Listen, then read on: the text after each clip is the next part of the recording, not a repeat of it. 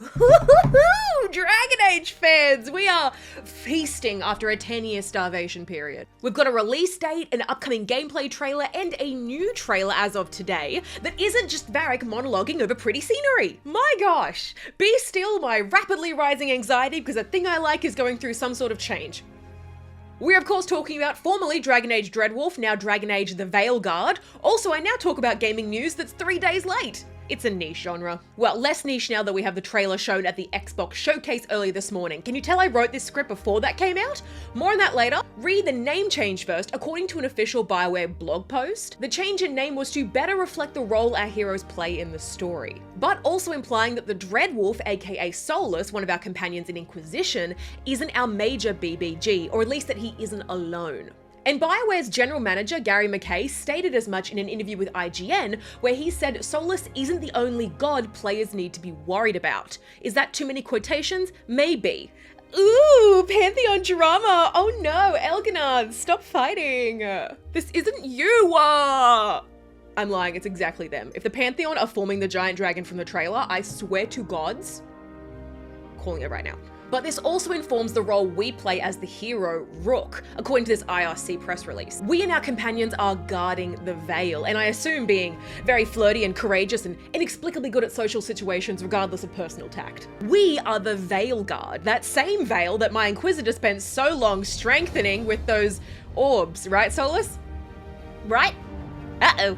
Anyway, in that IGN interview, McKay went on to give us a few hints of what we can expect gameplay-wise from Veilguard. Going on to say that we would have 7 companions, romances would be available, I don't know how many, but I'm hoping for all of them! We'll only have 2 companions following us at a time instead of 3, similar to Mass Effect, and combat will feature an ability wheel. Why can't I hold my hand up normally? I don't know, but there's 4 points there. I'm picturing something akin to the Baldur's Gate 3 ability wheel here, but we'll have to wait to the 15-minute gameplay trailer to really find out for sure. But be sure I will be cracking into that because it's airing at, oh good, 1 in the morning. What else am I gonna be doing? Now, naturally, there is some apprehension around the name change, mostly from the 2 groups I'm seeing is people that are worried about what this means for the development prospects, and people who romance Solus, hoping there'd be more of his story taking focus. And look, I understand both sides, both as a DA fan and an unapologetic Solus mancer. Your words can't hurt me, I hate myself already. Obviously, I can't speak to the development side of things, being A, not a Dragon Age dev, and B, having no experience with game dev at all, but I have recently started rereading the Dragon Age novels. Shout out to the Mask Empire, you know what you did. And from reading them, I've grown a greater appreciation, isn't the right word, but it's what I'm gonna use, for how big this world is. Now, obviously, BioWare, you don't get points for writing amazing worlds anymore. We know this, we expect it now. But not only how big the world is, but how small our characters are compared to the mass events they are part of that ripple out across the world of Thedas. And I think to properly show the size and scale of what Solus plans, plus the ramifications of that plan, you have to expand that scope quite dramatically. Now to the trailer. Finally, I am mostly caught up on my script. I'm seeing a lot of people talking about the art style and how stylized it is. A lot of Raid Shadow Legends, mixed Valorant, mixed Fortnite talk going on here. Which I'll admit, yeah, on my first watch, I did kind of see. I'll be very curious to see what the in-game footage is before I make any judgment calls. Because this is just in-engine footage, and let's be real, every cinematic trailer Dragon Age has had since Origins has been a bit goofy. Shout out to this pic of Liliana, this pic of Morrigan, and what we were told Varric was gonna look like in Inquisition. It's been this way for years. I'm also seeing a trend of talking about like this no longer being the dark and gritty, like dark fantasy story that we've come to know and love from Dragon Age.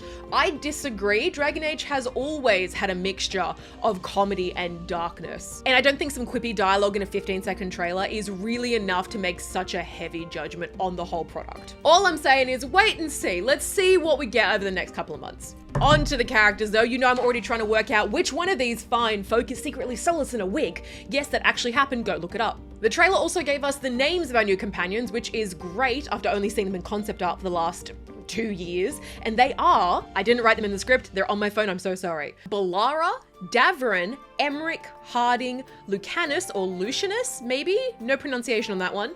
Neve and Tash. Now, interestingly, this IRC press release, this is going to be on the screen, I'm showing you this, also has descriptions of each of the characters. And one that stood out to me in particular, I'm deviating from the script, is Harding. This is Scout Harding, who, just for context, is a dwarf in Dragon Age. And canonically, dwarves do not possess the power of magic or the Fade, because the Fade is like the veil and it locks them off. They can't enter the Fade, they don't have magic powers.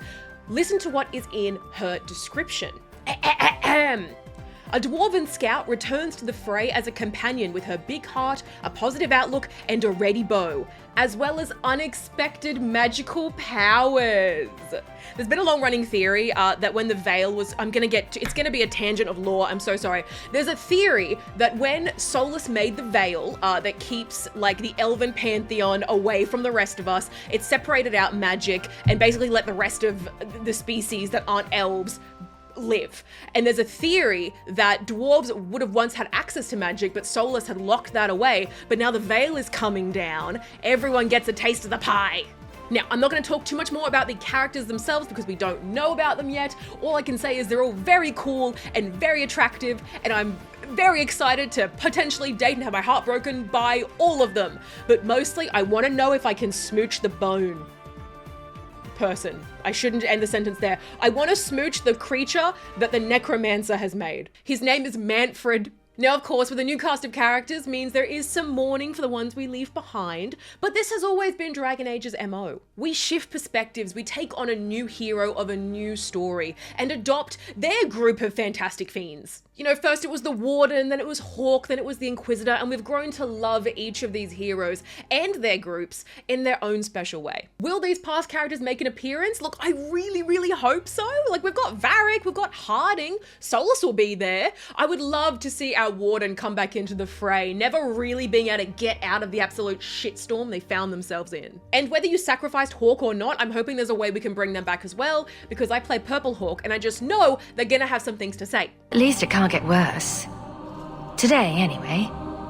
It's pretty late. And Inky, well, that is a given. She did romance Solus. I would love some angst there. But that being said, I'm also incredibly open to getting lost in the world of Thedas again with a new cast of colorful characters to fall in love with. Except the one that's definitely gonna betray me. I know it's one of you. Which is it? At the end of the day, all I can say is, we needed this. We needed this so bad that DA fandom is insatiable. Thank you. And good luck. That was so dramatic for no reason. Now, the gameplay trailer will be out very shortly after this video releases, so I'm gonna probably have another upload going through that and talking about theories, what I think might be going on. It'll just be stream of consciousness. I might even stream it. Who's to say? But thank you so much for watching. It's good to be back. Let me know down in the comments what you think about Dragon Age: The Veilguard. Are you excited? Are you not excited? What are you looking forward to? What are you not looking forward to? How much time are you gonna spend on the character creator? There are so many questions on my mind right now. Anyway, enjoy your day if you're in Australia. It is 7 in the morning. Be safe, stay safe, and I'll talk to you later.